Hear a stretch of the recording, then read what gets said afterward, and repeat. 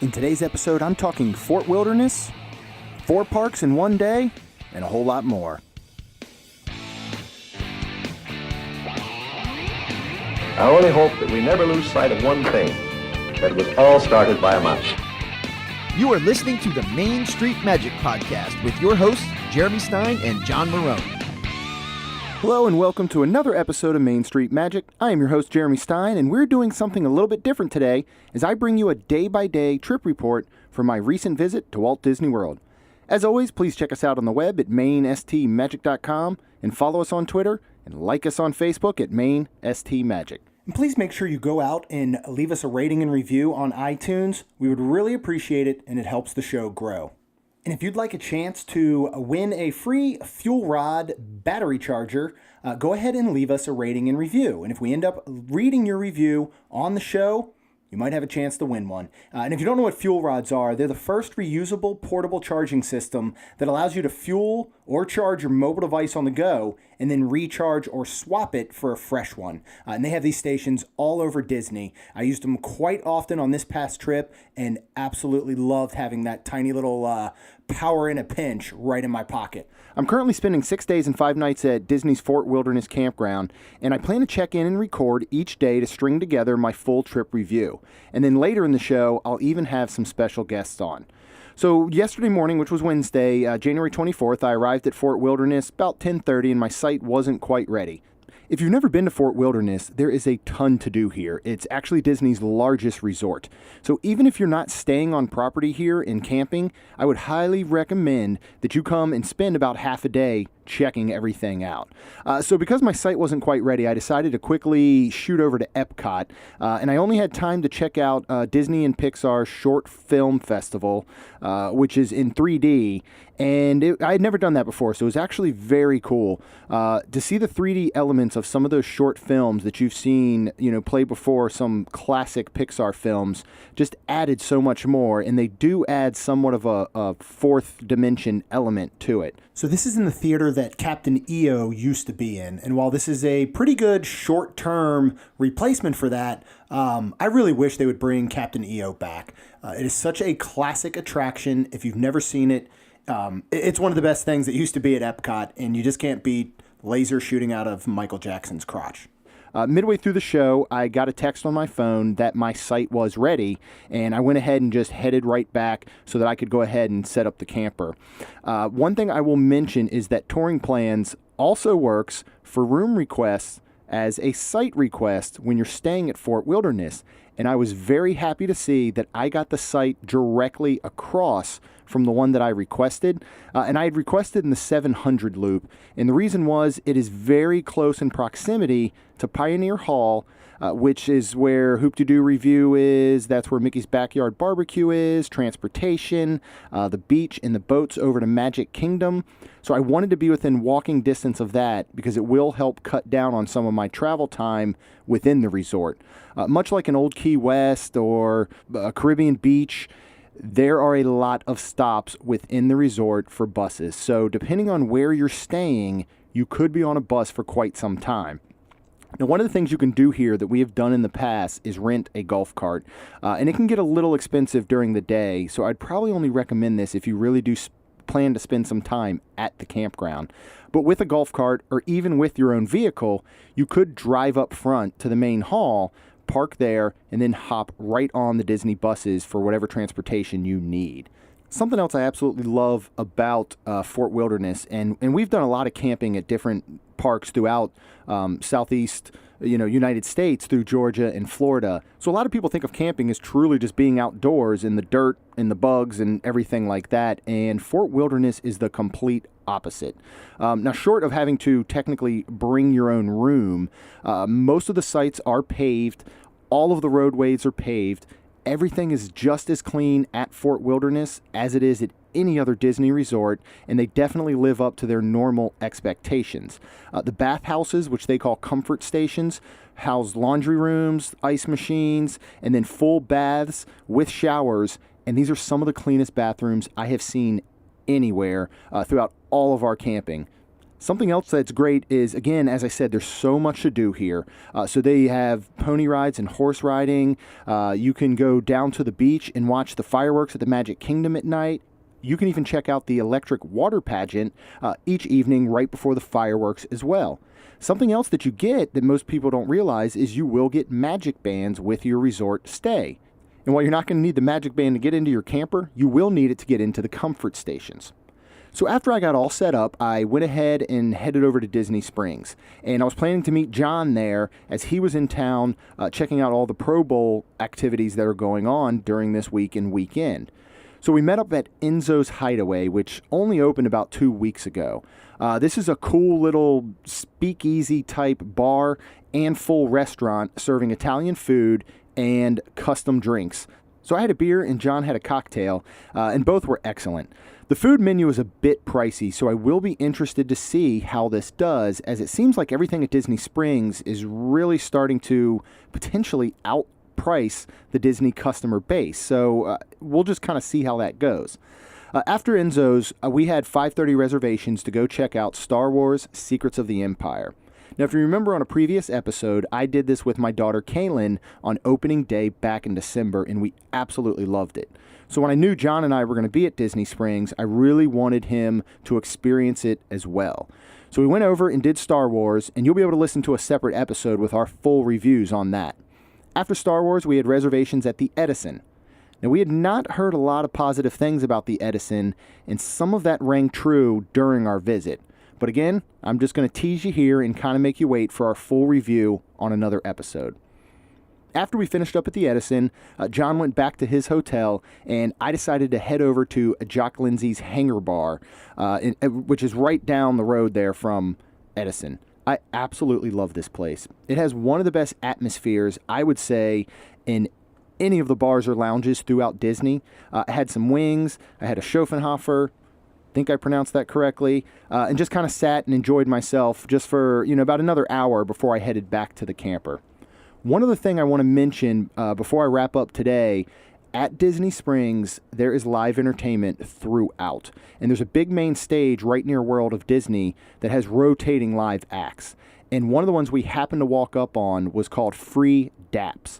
Now, this is a freestyling rap group, and it was like nothing I have ever seen. You have to check them out on Twitter. It's at Free Daps.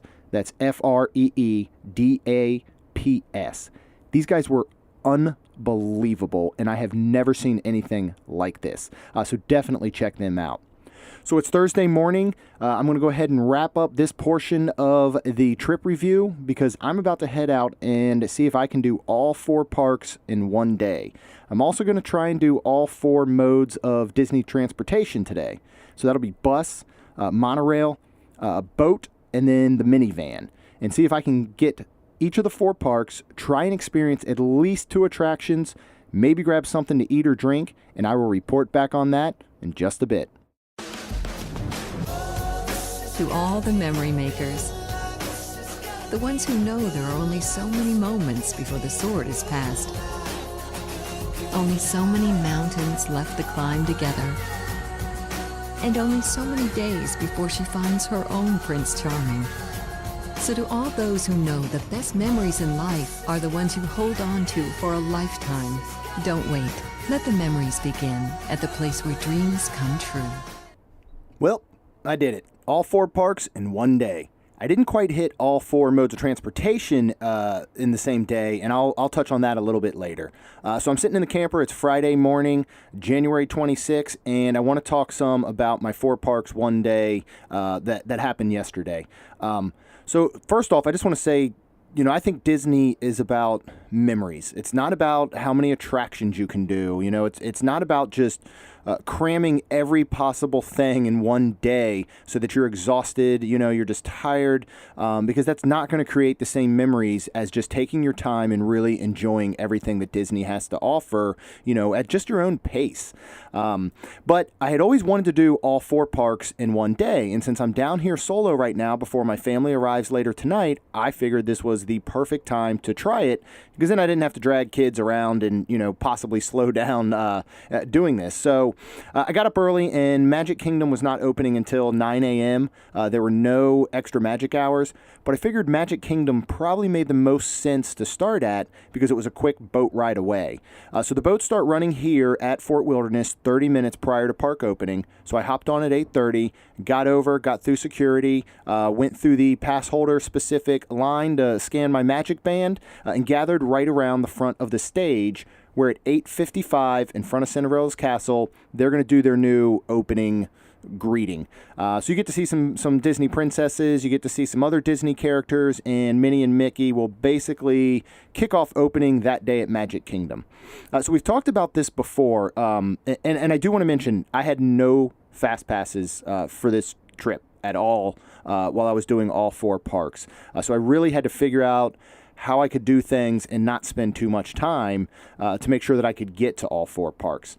So again, we've talked about in previous episodes, when you come into the Magic Kingdom, it was specifically designed where the hub right in front of Cinderella's Castle, upon opening, people would go right into Tomorrowland, and then they would make their way around and actually finish over at Adventureland.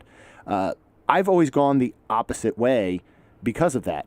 Now that Seven Dwarfs Mine Train is such a hot ride, a lot of people will head straight there, but most people are hitting Tomorrowland or they're hitting Fantasyland for Mine Train, so I went left.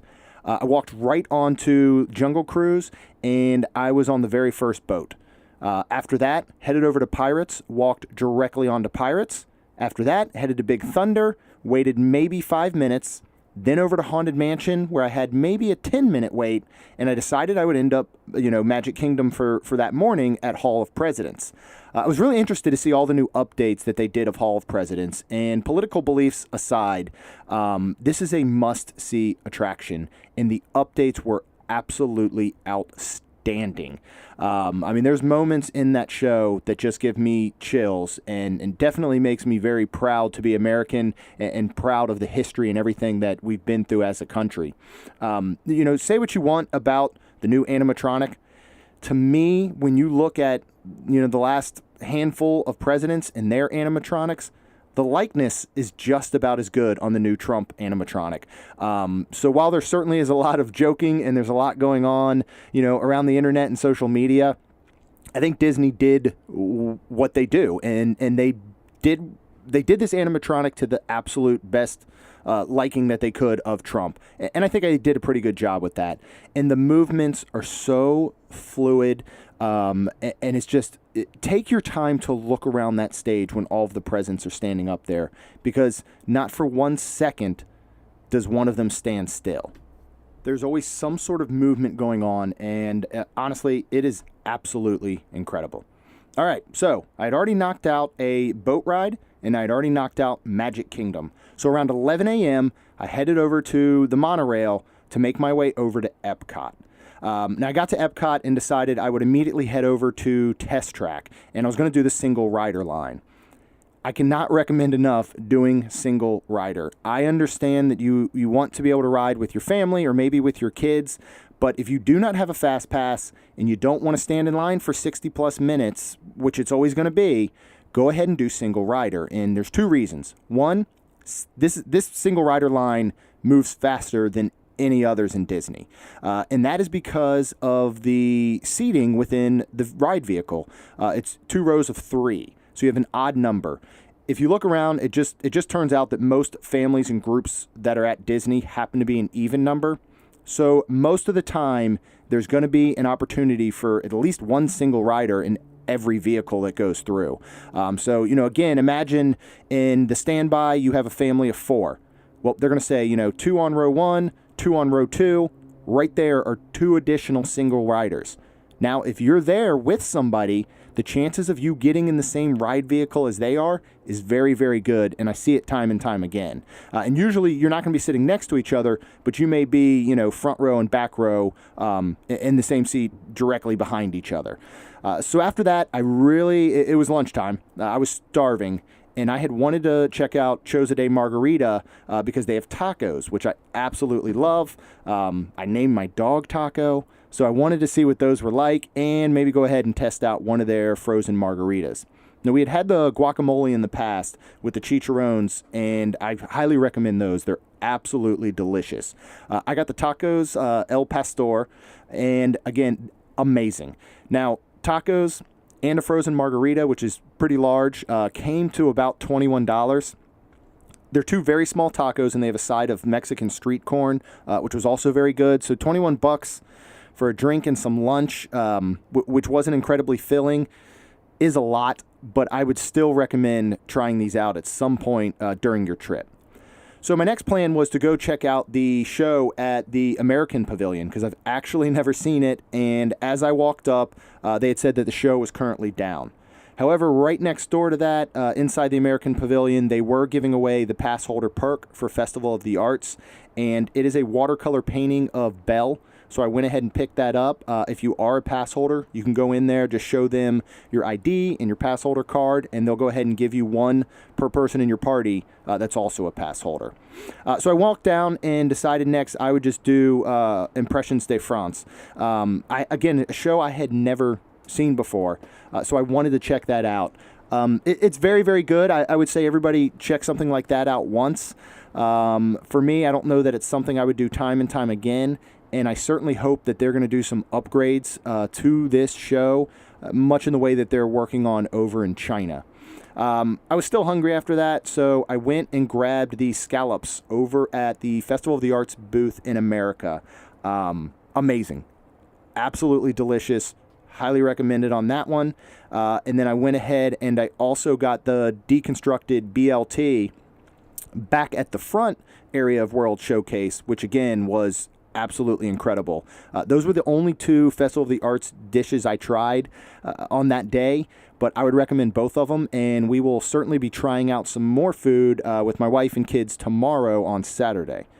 So I wanted to round out the day and think, all right, I got to get another attraction in to really make this park count.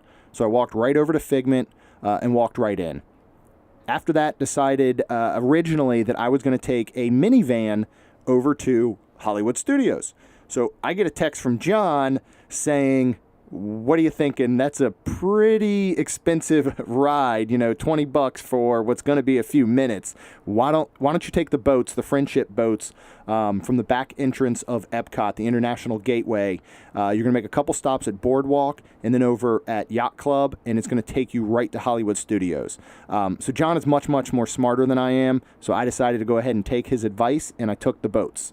It's about a 25-minute ride from when you leave Epcot and you actually arrive at Hollywood Studios. But it's a great ride. It's fun. I love the boats at Disney. So got over to Hollywood Studios, and you could see where crowds were starting to pick up a little bit. I knew the chances of, maybe a Tower of Terror were going to be slim, that the wait was already going to be up around 45 minutes. So I decided to head over to Star Tours, and the line was actually outside of the building, which you don't see often at Star Tours. So I just decided to skip it. Since I'd only really been snacking all day, I was still a little bit hungry, so I headed over to Baseline Tap House, and right there on Grand Avenue, they do have a new wall up, which will be the entrance to Galaxy's Edge. There was a PhotoPass photographer right there, and they've got a huge backdrop of the Millennium Falcon and kind of what Galaxy's Edge and the planet of Batuu is going to look like. So it's a good spot for a photo op. And then I walked right into Baseline, grabbed myself something to drink, and their Bavarian pretzel. I've had that before. It's much like the pretzel you can get over in Germany if you are at the World Showcase. So of course it's very good. And then I headed over and walked through Walt Disney Presents. I've talked about this several times too. This is a hidden gem, and I think it's very underrated as far as Hollywood Studios goes. It's a great history of Walt's life, of the technologies he developed. They've got models of parks from all over the world, the Disney parks. They have a full model of Toy Story Land, as well as a section of Galaxy's Edge. And if you hear anything in the background, I think a street sweeper is coming through right now in this loop, which again just shows shows you how great Fort Wilderness is, that it is constantly being kept clean. So after Walt Disney Presents, I thought I'd go do single rider line over at Rock and Roller Coaster. Now, the Rock and Roller Coaster single rider line is different than any of the other ones. It's different than Test Track. It's different than Everest in the way that they fill that single rider. And if anybody knows or has any sort of insight knowledge why they do it this way, I would love to hear, because I'm just not sure. So what they do is they base everything on just those groups of 2, in the vehicle. So in something like Everest, if you have a group of 3 and another group of 3 in standby, they're going to do the 3 single rider, and then they're going to do the other 3 with a single rider. Rock and Roller Coaster is a bit different. If you have 2 groups of 3 in standby, they're going to take both of those groups at the same time, which makes it an even number, and the single rider doesn't get to fill in. So the wait for Rock and Roller Coaster single rider can get a little bit long.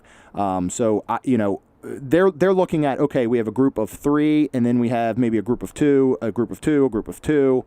They let them all in from standby. Then they say, all right, single rider. So you're just kind of standing in the single rider line, counting who you think is in what family and kind of doing the math like, when am I getting in there? So I thought I had done pretty well over at Hollywood Studios. And at this point, being my third park, it was about 3 o'clock or so. I decided I was just going to kind of take my time. And there was no reason to rush through, because I wanted to go back and know, I want these to be memories. I don't want this just to be, oh, I went to all 4 parks in one day. I did a whole bunch of stuff. I don't really remember it because I was running around. So I started to take my time a little bit, and I went ahead and hopped on a bus over to Animal Kingdom. Now, I did not end up doing a lot at Animal Kingdom, but I did take my time to walk around and just enjoy being there, and the fact that I had gotten to see all 4 Walt Disney World parks in one day. But I did head straight over to Everest, single rider line. And again, you get through very quickly over there, because every time there's an odd number in standby, they're adding a single rider. From there, I went and walked over to Pandora, and my initial plan was to see about hopping on Flight of Passage at the very end of the night, like 10 minutes before park closing. But as I was walking over to Pandora, I looked to my right, and I remembered that Nomad Lounge is there, right connected to Tiffin's. And there goes another street sweeper right now. So I apologize for that sound. Anyway, I decided to go into Nomad Lounge and sit down because I had not been there. So I went ahead and got myself a drink, and I ordered the bread service. The bread service is not the same as what you would get over at Sanaa. Instead, it is small pieces of bread, small pieces of pita, and then fried wontons. And it comes with 3 sauces. Honestly, I don't remember what 2 of them were, but I know one was the baba ganoush. And you have to go in and try this, because I don't know if it was good, the sauce, but it tasted like Spaceship Earth smells when you go through Rome when it's burning, and you get that smell of smokiness and fire. And I mentioned that to the bartender, and he and the other bartender just busted out laughing, and they were like, you know what, you're absolutely correct. That is exactly what it tastes like. So if you want to know what Spaceship Earth tastes like, just go to Nomad Lounge and order the bread service and try the baba ganoush. So I was wrapping up my day. It was about 7:30 or so, and I walked out and thought, all right, I've done the monorail, I've done a bus, I've done a boat. Now's the time to knock out minivan. So I brought up my Lyft app, because I had previously activated this service at a deluxe resort on our last trip, and there's no minivans in sight. I hit request, and it just keeps searching and searching, and after about 5 minutes, times out. I hit request again, 5 minutes goes by, it times out. So at that point in the night, I couldn't sit around and just wait hoping a minivan was going to get within distance, so I had to go ahead and take a bus back. So that was the reason I did not hit all 4 modes of transportation. And trust me, I was tempted to just take a bus over to a deluxe resort and then just get on a minivan there, but I figured that probably wasn't the smartest idea. So I took a bus over to Wilderness Lodge, because I just wanted to walk through, and I wanted to walk down by the water, and then take a boat over to Fort Wilderness. So I got home and back to my camper a little late last night, but it was an incredible day, had an absolute blast.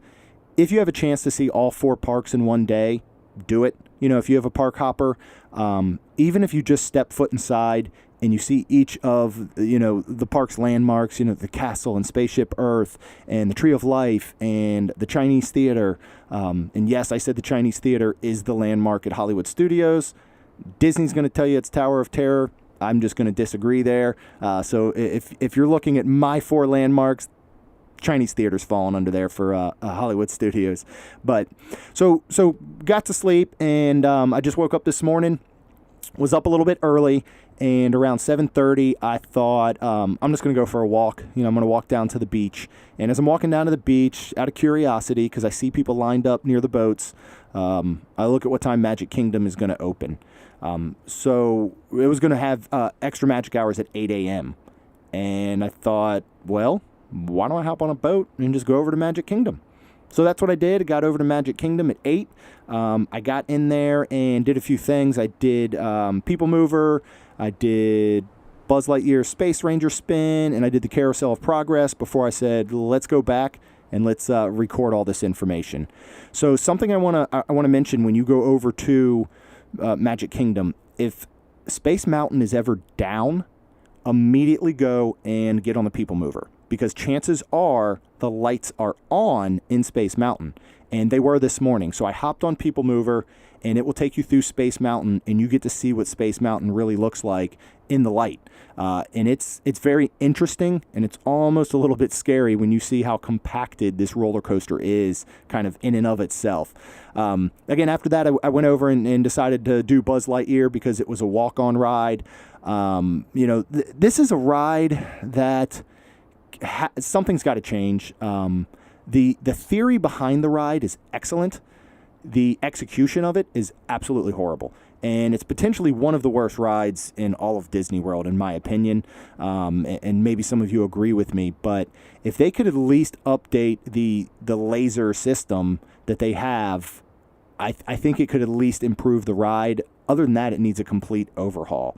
And then nothing to me is like Carousel of Progress. I absolutely love it. And I got to go in there and, just enjoy it by myself and not have my wife sleeping next to me, which she often does in there. So I'm going to wrap up for today. I got the family coming in tonight, and we are hitting up Hollywood Studios. I got fast passes for Star Tours, I think Midway Mania, and Tower of Terror. So I'm going to see if I can finally drag the kids on Tower of Terror. Probably not.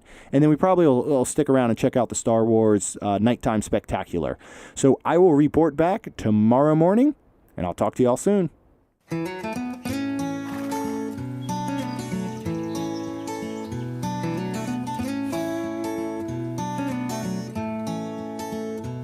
Slow down and get away from it all, in a place where the great outdoors take center stage. This is Disney's Fort Wilderness Resort and Campground.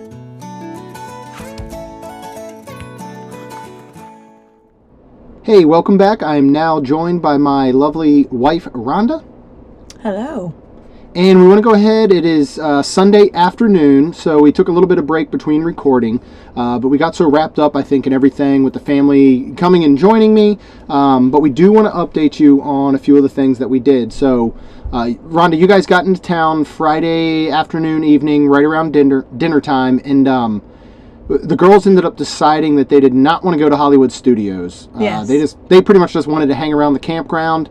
And enjoy that and have a fire and do s'mores and, maybe go down and see the fireworks at the beach. So that's what we ended up deciding to do. Yeah, it's been a long time since we've been here, so they enjoy the campground. Yeah, and I think if you're staying at Fort Wilderness, it's important to enjoy everything here. I mean, I've already talked about that several times. There's so much to do here. We've come here before and not even gone to a park. Mm-hmm. So that's exactly what we did. We got everybody, got the kids all situated and Rhonda situated. I had already set up the campground, so we were all good there. And Rhonda and I went down to Crockett's Tavern, and we decided to grab a drink and a quick appetizer while we waited for pizza. And we were going to bring back a whole pizza to the campground. So what's our go-to item there at Crockett's Tavern? Oh, the stuffed jalapeno poppers. Yes. They're amazing. Yeah. They're bacon wrapped, I do believe. Yep. And they're served over top of a pepper jelly. Yes. And I feel like this is one of those kind of hidden gems that most people don't know about. And there's only maybe 6 to 8 seats at the tavern. Because you can only sit at the bar. Right, exactly, yeah. Other seats. It's all Trails End restaurant. Yeah, so Because now it looks like you can sit there, but you cannot. right. Now, if it does get a bit later, because I stopped in there the other night after I did the 4 parks, none of that Trails End, nobody's sitting at Trails End. So there are some spots where you could sit down, but mostly it's bar service only. So we went ahead and we had our jalapeno poppers. We had a drink, and then we ordered a pizza to come back for us all to eat for dinner. Now, we're fans of Disney pizza, but I think it's exactly what you expect. It's a $15 large cheese pizza. What is it, similar to DiGiorno's? Yeah, the crust is nice and thick and Yeah. There's nobody back there hand-tossing pizza. Oh, no. Yeah, that's for sure. So we came back, we enjoyed pizza. Rhonda got a fire going, and we went ahead and did some s'mores for dessert after we had the pizza. And then we decided to head down to the beach area, down near Pioneer Hall on Bay Lake, and watch the fireworks from Magic Kingdom. So right now in January, all the parks are closing at 8 p.m., which means that Happily Ever After is going on at 8 p.m.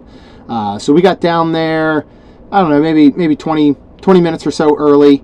Found a good spot to stand and watch the fireworks. And I think it's a really good spot to watch them, don't you? Oh, yes, absolutely.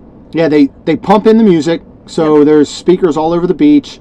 Now, the only difference is you're not seeing, like if you were staying at Poly or a Grand Floridian, you're seeing technically the fireworks head on as they were meant to be behind Cinderella's castle. Whereas when you're either at Fort Wilderness or even really at the Contemporary, you're actually looking at the right side view of the castle or the east side. So you're seeing fireworks much further behind. So when you see some of the lasers and even a little bit of the castle projection that you can make out, it's a little bit weird to see that distance, between them. Yeah. But it was a perfect Friday night at the campground. The weather was beautiful. Mm-hmm. We really, really enjoyed it.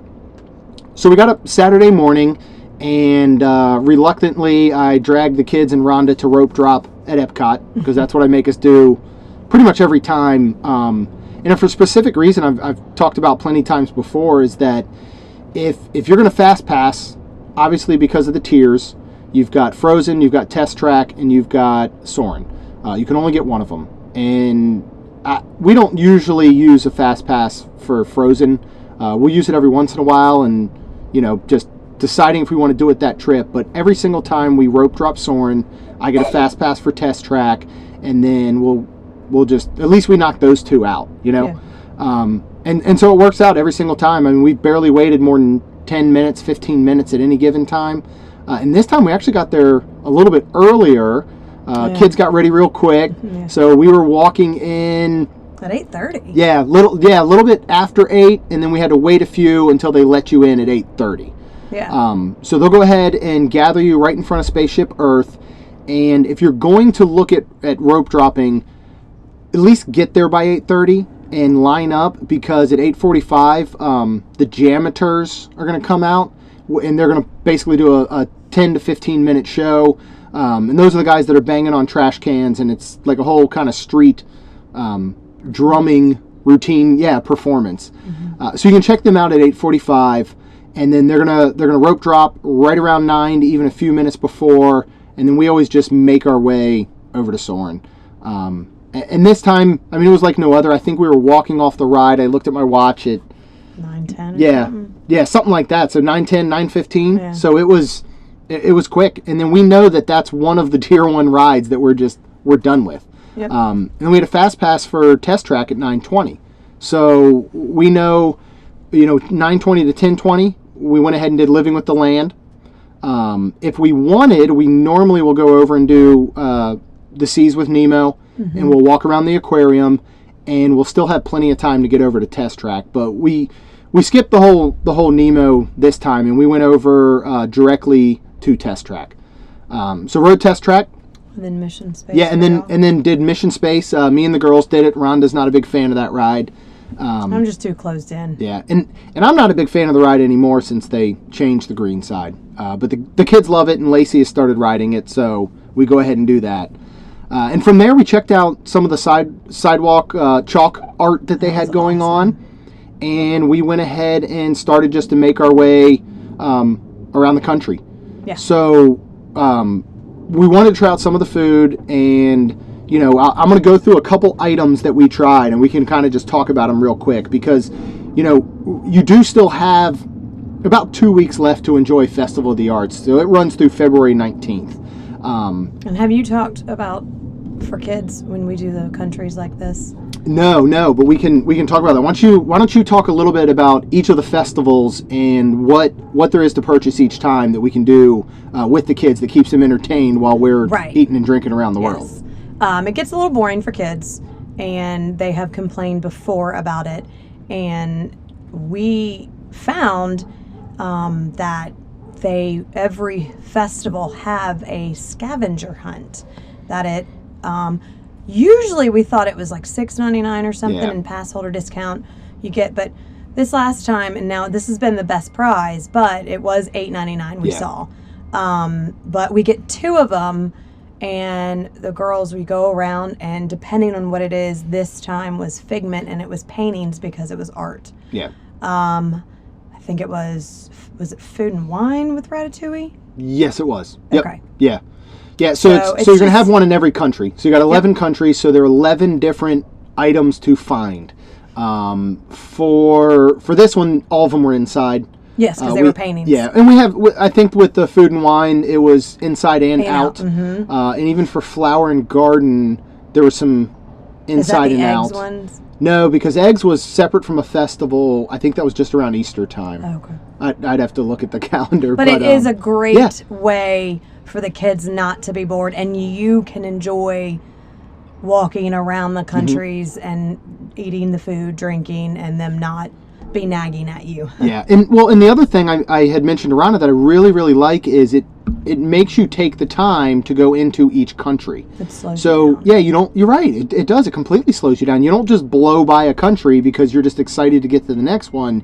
You have to go into the stores. You have to explore them. So sometimes you might see things you don't normally see. Mm-hmm. And so as we went around the countries, the kids completed everything. They found all 11 paintings. You have a little sticker you mark off on the map. At the end, not only do you get to keep the map as kind of a souvenir, but for this one you got to trade it in, and there were 4 different Figment pins, trading pins basically, that you could choose from, which has been the best prize yet. I mean, if we go back to the egg hunt one, it was literally a plastic egg shaped like characters. Yeah. Well, there were I think there were several you could choose from, and both girls chose. But it was Stitch. an egg, but like a tiny painted plastic egg, And then we got a character. For Food and Wine and the Ratatouille, it was a keychain. It was like a soft, spongy keychain, which wasn't bad. But I thought this pin was the absolute best prize there's been, which would explain the $8.99 price. And then we both realized afterwards that we should have done 4 of them because there were 4 different pins. And if you really just want the pin, you can actually just purchase the map, not do the hunt, and immediately trade it in. But what's the fun in that, right? Right. So let's go through a little bit of the food that we tried, and we'll just go ahead and start it off. We started off at the Odyssey, and then we worked our way around the side from Canada, because that's just the normal route we go. I think it's a much easier route. Most people, from what I've noticed, for some reason, start in Mexico. Maybe because, in my opinion, that's the most attractive and best pavilion throughout the World Showcase. So we tend to start in Canada and work our way counterclockwise. Yes. So the first thing we stopped in the Odyssey Festival Showplace, and we had the trio of hors d'oeuvres. Now this was chilled shrimp with a cucumber cream cheese on a crostini, traditional deviled egg with candied bacon, and then a crispy truffled risotto ball with stone ground mustard. I'm trying not to gag after that last one, but chilled shrimp was very good. Yeah. The risotto ball was good by itself, but I can't stand mustard, and I think you were right. There was horseradish or something really strong in that sauce. I don't usually eat deviled eggs, but I had this, and it was amazing. Oh, I wish I could have gotten 3 of those eggs. They were incredible. Yeah, what if, that's what I wish you could do, is just say, all right, I just want a trio of deviled eggs. That would have been really good. So, I mean, I think overall we would recommend that. Again, not a huge fan of the stone ground mustard with the risotto ball, but if you like that, you didn't think it was that bad, did you? Or you didn't like it even? No, it was fine. It was hard because the egg was incredible. Yeah. And the shrimp was very good because you had that crisp. You had the shrimp, which was very clean and just fresh. Yeah. And that was very refreshing, basically. Yeah. And then we tried the egg. And then, unfortunately, the risotto ball was the last one, which, again, I think if we would have tried maybe the risotto ball first Then and go to then the the shrimp, Deviled egg. and then the deviled egg, it Yeah. excuse me, would have been incredible. Yeah, so eat them in that order. Yes. Okay. So next thing, I had the other day before they arrived, so I want to talk about this one real quick. I had done over at the Deconstructed Dish, the Deconstructed BLT. So Deconstructed is just like a fancy way of making food. I mean, it's like, take all the pieces of a hamburger and just put them separately or flip them around, Right. and it's a fancy way of doing it, but I think it's really cool because that's one of the things with Festival of the Art is every single piece of food is a piece of art. Yes. So one thing you want to be aware of is that the booths are quick service, but they're not the quickest of service. They are using tweezers to place little garnishes, and they're specifically using squeeze bottles to, put dots of sauce around a plate. So they're really... That's like, we got the trio. We didn't say the girls got a white chocolate figment puzzle. That's right, yes. And it came with 3 different quote-unquote paint, which was a type of Yeah, it was like a sugary real thinned out icing Yeah. with different colors Right. that they could use. And then it came with an actual paintbrush. paintbrush. And they could paint the white chocolate. and sprinkles, and I think they may have been a Yeah. little red M&M. Yeah. And I mean, first of all, it's legitly fit like a puzzle. Yeah. They put it together. Yeah. And then there was 4 pieces, so 2 each, which was perfect. And then they took them apart and they painted the whole thing and put the sprinkles on top, decorated it, and then they ate it. So this is one festival I do believe that is also very fun for the children. Yeah. Yeah, compared to Food and Wine, which is not. Correct. And we'll at the end of going through some of these dishes, we can talk a little bit more about which we prefer and what works better for people. But yeah, so the Deconstructed BLT was a crispy pork belly, tomato jam, and a soft poached egg. Amazing, absolutely amazing. Go ahead and get it. And then when we came back with Rhonda, because Rhonda's a fan of Reuben sandwiches. Again, I'm not. It just has stuff on it I don't like. I'm weird. But so the Deconstructed Reuben was shredded corned beef, Thousand Island dressing, pickled red cabbage, and a rye curl. And if you go out to our social media sites, and I'll look at posting this on our website, you just have to see a picture of this thing for the rye curl alone. That was neat. If you know what it reminded me of is Big Hero 6, when they're looking. You remember That's right, the portal yeah. when they go in and they see the portal and they flash back to when he lost his daughter basically in the portal. That's what it Yeah. reminded me of, was this big circle and then everything else was laid between it. Now I did taste the corned beef and it was unbelievable. You had the whole dish together. It had some chopped pickles with it, which again, just me personally makes me want to gag. And I think it had like some splotches of mustard or something else around it too. But you really enjoyed this, right? I did, and hopefully I wasn't just really hungry, but it was. You scarfed that thing down. It was You were hungry. amazing. It was amazing. So one of the other things that we got for the kids, and you're going to see a trend of when we go to these things that our kids just eat nothing but sugar. But it helps hype them up and make it around the world. If we can keep promising them like there's sugar at the next stop, they seem to enjoy it. So, and what we had been promising them since last year to get them the Popped Art, which is a Pop-Tart. It's like a handmade Pop-Tart. Oh, yeah. And we never got around to getting it last year. Lacey was dying for this, so we made sure to get it this year. I'd skip over this one, I think, right? It was weird. It was. And I don't know why. I can't explain why it was weird. It wasn't bad. It wasn't bad. good. It was a one bite thing. Yeah. Instead of a whole Pop-Tart, if it was literally just one small bite, I think it'd be great. Yeah. It was just the jam inside, just the It was whole bite overpowering. together was so yeah. sweet. Yeah. It So really sweet. was. So It looks kind of cool. I mean, it really is a handmade pastry filled with jam, and it's got icing on the top. It looks cool, but although at $4.25, and if you're a family of 4 like us and you each ate a quarter of it, it's not too bad, I guess. Well, we even threw some away. We did, so. yeah. So maybe save your money on that one, even though it's cheap. Yeah. So one of the other things that I tried the other day, because I knew Rhonda's not a fan of scallops, because she's a crazy person, I got the pan-seared scallop with chorizo, roasted red pepper, and a Parmesan crisp over at the artist table, which is in the American Adventure. You also don't like what we would consider burnt cheese. Oh. You don't like scallops, you don't like burnt cheese. This was literally a giant scallop with burnt cheese on top. Mm-hmm. It was Good for you. amazing. It was... I've had scallops. Rhonda's been nice enough to let me get them in the past at like Food and Wine.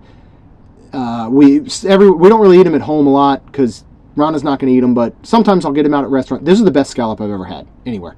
It was huge.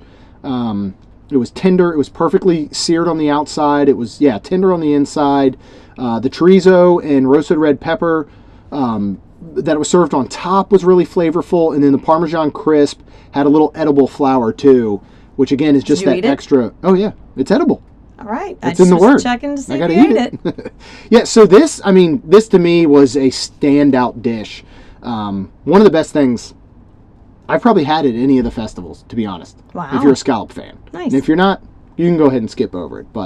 And then one of the last things we tried, and I can't pronounce any of it, so I'll just pretend that I can. It was from France, and I have no idea why we ordered this thing. It was... Well, because of the girls. Yeah, I'm not going to try and pronounce the name, but it was house-made pork roulette, cornichons, or however you pronounce those tiny pickles, Okay. and house-made bread. All right, you got me a bread. Bread looked really good. Girls wanted the bread, and they wanted the tiny little pickles. What we didn't realize is that it was literally coming with a plastic can of what may or may not have been cat food, to be honest. I don't know. Nobody would taste it but me. So But you did taste it. I did, and I regretted every moment of tasting it. It was like, so, all right, Really? if you've ever made pulled pork in a crock pot, right? So you get pulled pork, cooks down, shreds, really good. It was like but you're going to get fat that will congeal when you put it, if you don't strain it, you put it in a Tupperware, Ew, that's and what the it was fat is going to like? congeal, and it's going to stick in the pork, and it's going to rise to the top, right?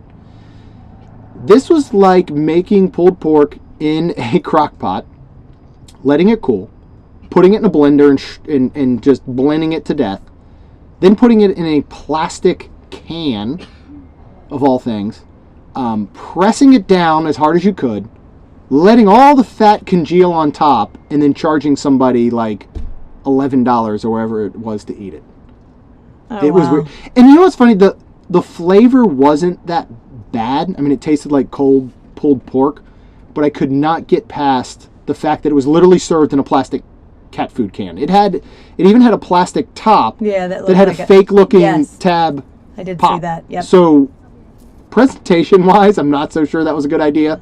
Maybe next time they take that same thing, they cut the piece of bread in half and they serve it in there. I don't know, but we're not fancy people as far as food goes, and maybe this is something fancy. I don't know, but it made me never want to go to France.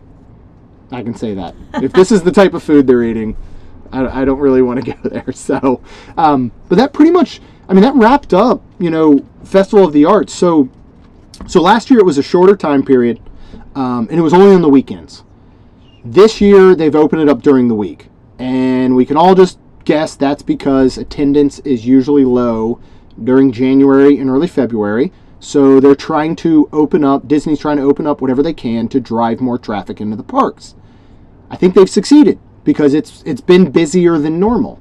I did not experience the parks being too busy this week for the couple days I was here before the family came. But I have seen a lot on social media about how busy this weekend has been. And I think they're right. They're offering packages. They're offering these festivals. I think we had an influx of people, especially tour groups, that had their vacations canceled during Hurricane Irma that are now here. They're making up the time in January and February. And we're going to get to a point at Epcot where there's festival's 365 days of the year. I mean, we're getting pretty close to that. This wraps up on February 19th. Flower and Garden starts, I believe, on February 28th. Nice. That's going to run for 2 months. Last year, Food and Wine started August 31st and ran into mid-November. I bet it starts mid-August, beginning of August this year. You know, Disney has to find the times that the crowds are low and continue to fill the parks, which is a little concerning. But I think if you know how to play the game right, you can be okay. I mean, did we stand in line behind more than 4, maybe 5 people? No, this one at Epcot, was and that was on a actually Saturday. good. Yeah, this was actually very good. We did talk about the food. We didn't talk about the drinks. We didn't. Those of you that do like to partake in the alcohol beverages, there are also non-alcoholic. There's a lot of good stuff for of them. kids. Very good. Or again, people that don't that don't, drink correct. alcohol. So I know which one you want to talk about the Yeah. most. All right, go for it. That was at the same place we got popped Yes. art. And I just like saying I'm a popped wine art. person. I do like the wine, but I don't like to drink too much weird stuff. But I hadn't had too much. Well, and I say too much weird stuff. Too many different kinds of wine, like this and a that and a. Or have a beer and then have Right. You did have a slushie. I had a slushie. Shout out to John Yep. over in France. So that's what we got with the canned Yes. cat food. And I was too busy drinking that. That's why I didn't taste that. Didn't want to Really? mess up the taste of my slushie. Yeah, I messed up Thank the you, taste John of half Marone. my day.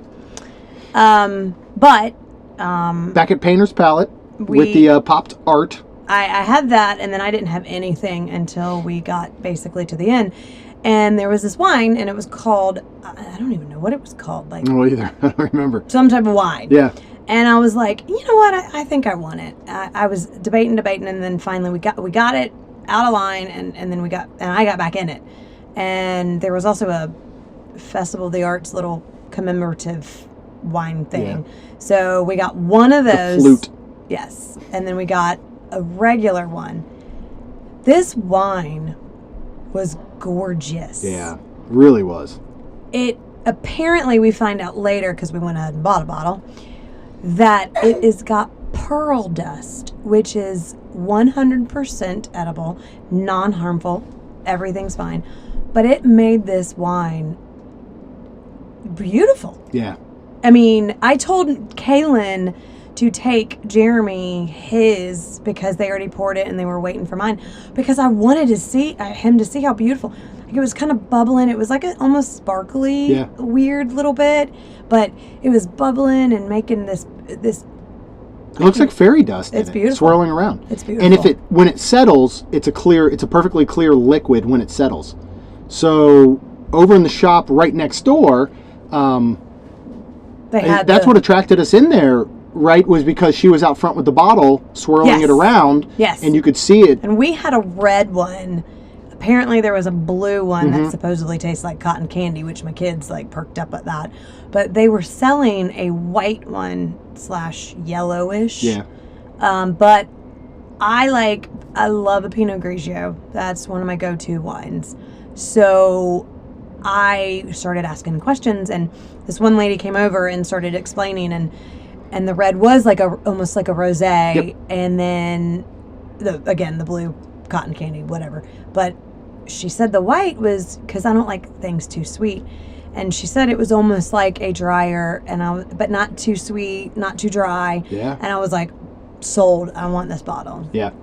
So we went ahead and picked one of those up. And it was only $17, which by Disney standards is a Well, really and it's good a bottle price of for a wine. bottle of, I mean, right. yeah, cool looking wine. And Well, you go to a wine store or a Publix, and you go on the top shelf, and I mean, $30-$40. sometimes I mean, so Yep. And That's so not bad. Yeah, and so the one lady was telling us she's had a lot of people that will come and buy them for like dinner parties or something, because it's a conversation Yes, starter. very. Like, to talk about this edible, pearl dust, which was great. And then of course over in France they also said that pork was edible, but so okay. But then, everybody, don't get the pork. right? Have I mentioned that yet?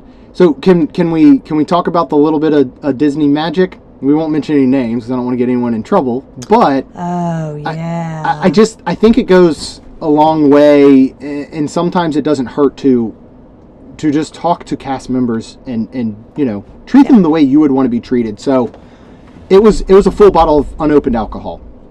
And because of that, they can't just let you walk away from the booth with it, which makes sense because you're going to have idiots who are going to pop the top right around the corner, and they're going to be walking through Epcot drinking it. And she literally told us, if that were to happen, a security will find you and they will literally pour it out like right in your face. Yeah, they don't care. Yeah. So I mean, it was funny. And then you'll probably be escorted out of the park. So what they do is they ship it in air quotes to the front. But we found out it was going to take, and you could pick it up on your way out and then leave the park. Well, we found out it was going to take 3 hours to get up there. And we were actually... we were on our way out of the park at this point, so we just knew we couldn't wait 3 hours. So this cast member called up front, and we heard her talking to someone about, hey, can they just kind of walk away with it? They're on their way out. And we're pretty sure they told her no. It seemed like it, yes. So she looked at us and she started to pack it up, and she looked around and made sure nobody was watching her, and kind of just said to us, look, do not open this. Do not even take it out of this bag. I'm going to let you walk away with it. I just, basically I trust you that you're not going to do what you're not supposed to. And so we did. We got it in the bag. She packed it up nicely, and we were on our way out. I mean, that was great to us because otherwise we're going to have to tell her we couldn't have bought it. I mean, we couldn't have bought it. We weren't waiting 3 hours. We were already on our way out. It was about 3 p.m. at that point. It was getting crowded. The kids were ready to go. Kids were ready to go back. And maybe that's why she let us too, because we had kids and we're not going to be Jeremy and I together. If it was just us, she might have been like, nope. Right. We would have just walked around the corner and popped open the top and chugged it right in Mexico. Of course not. So. In fact, I told her, I was like, I don't even want to open it until I get home. Right. Yeah. But and already after looking at it, what did Kaylin say earlier? She wants it at her wedding. Yeah. So it's a very beautiful piece. Yeah. She's 10, by the way. She's already planning her wedding. Yeah. So I don't know too at 10. If this stuff doesn't last, like if they all of a sudden find out that it's toxic or something, because the way it looks, hopefully they still have them. Maybe we should pick up a few more bottles and just save them until she gets married in 20, 30 years. But so we wrapped up there. We came back to the campground, and we just spent time at the campground. Like we were going to start a fire again. We wanted to do s'mores again. We just wanted to take everything in. Girls wanted to go down to the beach and play tetherball, and we thought we would go down there and hang out. And it was, for lack of better words, popping. Right? I mean, it was busy down there. Like, my apologies for saying popping, but it was busy down there. I mean, there were people coming in and out of Hoop to do review, and then there were people coming and going to the Magic Kingdom with the boat access. There were people playing tetherball. There were people riding bikes. There's golf carts everywhere. Tons of people at the playground. Yeah, the music is just playing all throughout the campsite. Like, it's such a cool hangout. It's really like this big community atmosphere. So when I was walking through the other day, I had texted Rhonda. I had taken a picture of the sign for the carriage rides that they offer. And it said $55. They offer them between 5:30 and 10 p.m. And I just sent her a quick text and just said, hey, how long do you think this is? I think it's really $55 for 4 people. And I didn't think much of it. So we went back down. We saw the carriage rides going around. You can hear the horse hooves kind of clopping. And we thought, let's do it. I mean, you only live once. We're not 100% sure when we'll be back to Fort Wilderness. Even though you could come over here anytime from any other resort. And again, I would highly recommend you do and spend some time here. But we thought, let's do a carriage ride. So we went up and there was a cast member standing there specifically who had just gotten back from a ride. And we just inquired, what kind of opening times do you have? This was about 5:15-ish. She had something at 6. She had something at 6:30. No, her 6 was taken. Her earliest was 6:30. But she had 6:30 and 7. Yes. And it sounded like she may have had a few more after that. Maybe. And from what we could tell, there were at least 2 carriages running at a time for sure. Yes. So we just said, let's book it. And we decided to go ahead and book the carriage ride for 6:30. And we hung around. I came back to the camper. It was cooling down, so I came back, grabbed some blankets, some jackets, and we went on the carriage ride. And it was wonderful. Yeah. What do you think? I think, it was totally worth it. And Also, if you're an annual pass holder, go ahead and ask anytime. My daddy always taught me it doesn't hurt to ask. And guess what? They took it. So Yeah, it 10% discount, I believe. I think it was, but it still dropped it to what, 50? It was like, yeah, it was bucks or something? 49.55, I think, all in. And it was 25 minutes. Yep. If not almost was 30, because 30. I think by the time we Yeah. got back. I kind of expected them to talk about the campground or kind Yeah. of. She really didn't. You could ask her anything, though. I asked her how many horses were on site and counting the ponies. There was 100. 50 Yeah, she said something, 100 30 total. something. Yeah, a all little together. Over, If you added the carriage horses, if you added the Cinderella's horses are here. Yep, the horses you can ride. She said there was almost 50 horses up front that you can ride. Yeah, plus the ponies and plus the carriage rides. And during Christmas time, they offer sleigh rides. Yeah. We're coming back. Yep. Yeah, and I agree. It would have been neat if there was some history, but I'm that kind of nerd. I know some of the things, but it would have been neat to say, for her to tell us, all right, this campground's been open, since Disney opened in 1971, I think it was, and I'm pretty sure it's been here since day one. Or But we asked questions yeah. like, I mean, how many horses- campsites are there? Or Well, we also asked about. We knew that after Hurricane Irma, it was closed.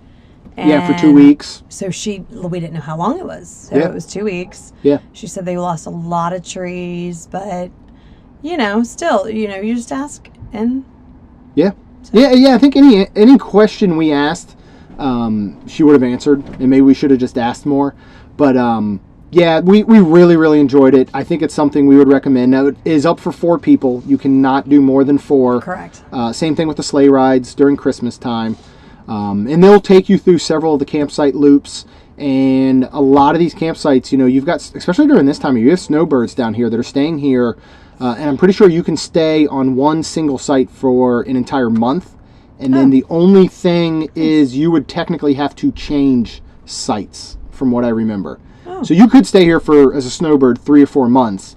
You would just have to change your site per month would pretty much be it. So yeah, so we did that. Right before we did that, though, we did something else, which we are going to have to wrap up this portion of the episode because Get to it. we got to get to it. So excited. What are we doing? And this is 3/21 on Sunday. What are we doing at 4 p.m.? Going to the Hoop-Dee-Doo review. I'm so Yes. excited. Jeremy went when he was a kid. My dad Yeah. said that we did not. He's pretty sure, and everybody talks about it. So Yeah. I am super, We're really super excited Yeah, about so this. it's a 2-hour show.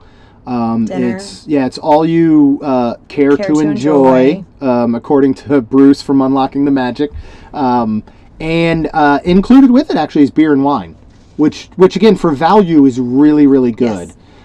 So for the 4 of us, we're going to be, Pass there's holder 3 discount. categories, category 1, 2, 3. We're in category 2. It didn't look like it's a huge place from the map of seating chart that I saw. So we'll see. We'll certainly talk a lot more about this tomorrow after we've done it. But yeah, so category 2, 4 of us, pass holder discount was $175. That's all you can eat. That's a 2-hour show, and beer and wine, and of course soda for the kids is included. That so far to me sounded like a pretty good value. Oh yeah, well I thought it was going to be $300, and I Well, was that's like, what I let's told just you. check and let's Yeah. just look and think and see if we can. And when he told us, yep, tomorrow night at 4 p.m., second category, Yeah, 170. 175. All right, Like, bucket. sold. Yep. So we're going to go ahead and wrap up this portion. Tomorrow, though, we will talk a little bit about... Actually, you know what? We're probably going to talk... I'll tell you what. Here's what we're going to do. We are going to talk a little bit about Hoop-Dee-Doo review tomorrow when we wrap up this episode. But something else I would like to do is do a full episode review, and let's get the girls involved. So go ahead and check back. I'm just looking ahead at the calendar. After this episode comes out, the very next episode will be our full family review of Hoop-Dee-Doo review. So we'll see you all in just a little bit. The Pioneer Hall Players have just come in by Stagecoach to entertain all you fine folks with Wild West singing, dancing, and comedy. And they've been doing it for 40 years now. The Hoop-Dee-Doo musical review opened right here in 1974 with Claire de Lune and Johnny Ringo, Sixsmith Slocum and Dolly Drew, and Flora Long and Jim Handy. Okay, that was awesome. As I just mentioned before we took another quick break, we're going to go ahead and dedicate an entire episode to the Hoop-Dee-Doo review, and that will actually come out next episode, so make sure you check back to listen. But I want to go ahead and wrap it up as this episode has gotten a little bit long, so I hope everybody's still listening out there. Go ahead and check us out on iTunes, check us out on Google Play. If you can, subscribe, and we would love if you leave us a rating and review. And as I mentioned earlier, you'll actually have the opportunity to win a Fuel Rod battery charger. That's all I got for now. We'll see you real soon.